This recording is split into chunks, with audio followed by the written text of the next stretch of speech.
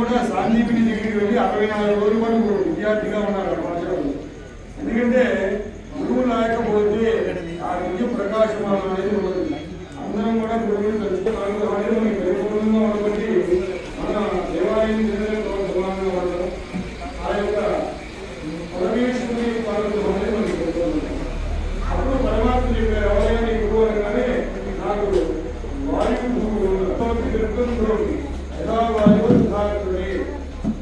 వాయువుకి అందరికీ సమదృష్టి ఇది సుగంధాన్ని సింధునికి బాగా చెప్పారు. ఇది అమేతానికి దీని నుంచి కలిసి మాట్లాడతారు. దేని మీదైనా ఒకే భావన, దేని మీదైనా ఒకే రకంగా ప్రవర్తించి ప్రయాణం చేస్తారు. ఆయన నాకు అలాగే సూర్యుడు నాకు గురువు చేసి పంచభూతాలను కూడా చెప్పారు. ఎందుకంటే వీళ్ళు డబ్బుల నుంచి బాగా వాళ్ళకి బాగా కూతురునాలు వేరు, అందరి ఎందుకు సమదృష్టి సమభావంతో ఉండేవాళ్ళు కూడా అనుకుంటారు. అలాగే జగత్తుడికి పిల్లల విద్యార్థులు పిల్లలు అంటే అదే సమదృష్టి సమభావాలు ఆ యొక్క స్వామి అనుగ్రహంతో అలాగే మన ఈశ్వరుని యొక్క కృపా కటాక్షం మన యొక్క దేవాలయం ఒక చిన్న సిమెంట్తో ఒక భక్తులు తయారు చేసినప్పుడు చిన్న లింగం ఉంది. దాన్ని నిత్యం వచ్చి వారి యొక్క పరిపూర్ణమైనటువంటి మనస్సుతో నిర్మల చిత్తంతో ఆ పరమేశ్వరుని ధ్యానించగా వారి పరిపూర్ణంగా పరమేశ్వరునిగా దాంట్లో ఆ రోజు వెళ్ళాలి అనేటువంటి ఒక తత్వం ఒక విధానాన్ని అలవర్చుకొని ఉన్న భక్తాగ్రేశ్వరుడు అదే ఒక భక్తి. అంటే భక్తుల్లో అనేక రకాలు ఉంటాయి. 40 భక్తులు మనకి చెప్పబడ్డాయి. ఎవరి భక్తులు భక్తి అంటే ఎంత ఉంటుంది అంటే ఆ భక్తి వినలేదు. ఈ భక్తుల విషయంలో ఒక చిన్నగా మనం ముందు కూడా ఎందుకంటే ఈ రోజున స్వామివారిని గుర్తుపెడతాం, మనం మెలుగుతూ ఉంటారు. మంది నుంచి వాడు మెలుగుతూ ఉండి మనం నిద్ర పోలిస్తారు. అందుకోసం ఇది వాళ్ళ చిన్న ప్రారంభించి అలాగే మన దేవాలయం సంవత్సరం కొనుక్కోవచ్చు అని ప్రాంతీయ కాలంలో వచ్చిన చాలా మంది విశేషం.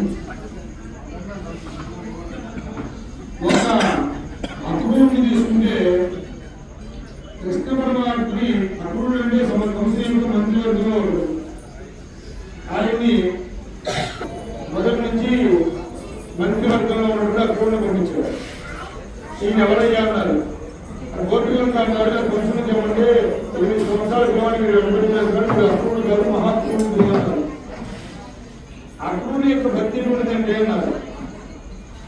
ఈ రోజున మామూలుగా మనం బృందావన పరిక్రమని ఒకటి చేస్తారు.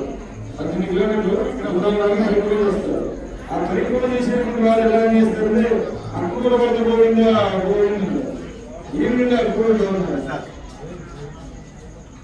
మామూలుగా మనకి మహాత్ములు ఎందుకు వాళ్ళు మహాత్ములు లేవు.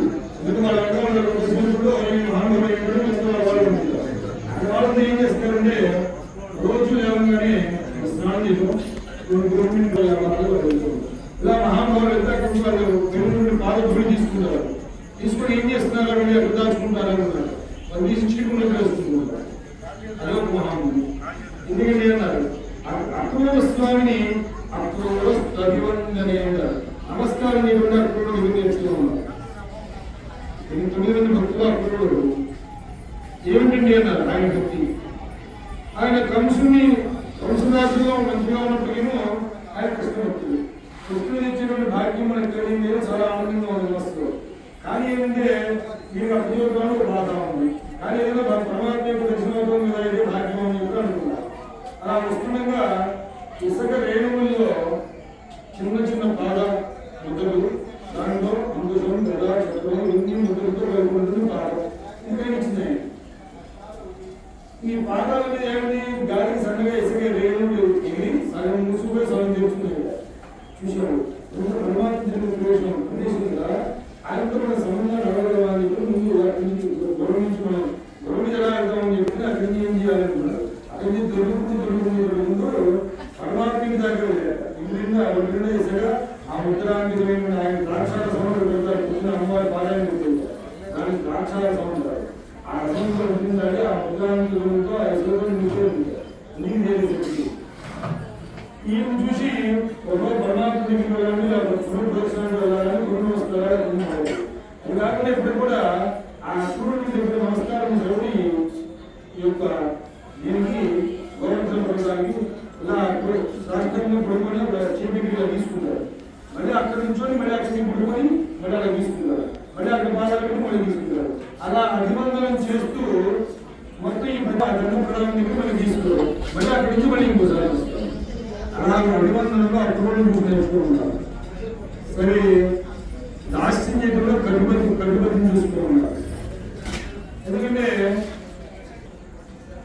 అయోధ్యలో పట్టాభిషేక మహోత్సవాలు, అలాగే వనవాస మహోత్సవాలు వీలైనప్పుడు అయోధ్యలో జరిగిన మహోత్సవాలు జరుగుతాయి. అలాగే మనం 2 రోజులు బయటికి వస్తే జరుపుకుంటాం. ఆ చూస్తున్న సమయంలో రామచంద్రమూర్తి గురించి ఎవరు పట్టించుకోవాలి? అది ఆదిశ్వరం మమ్మల్ని ఏర్పాటు చేయడం, రాష్ట్ర పెట్టడం,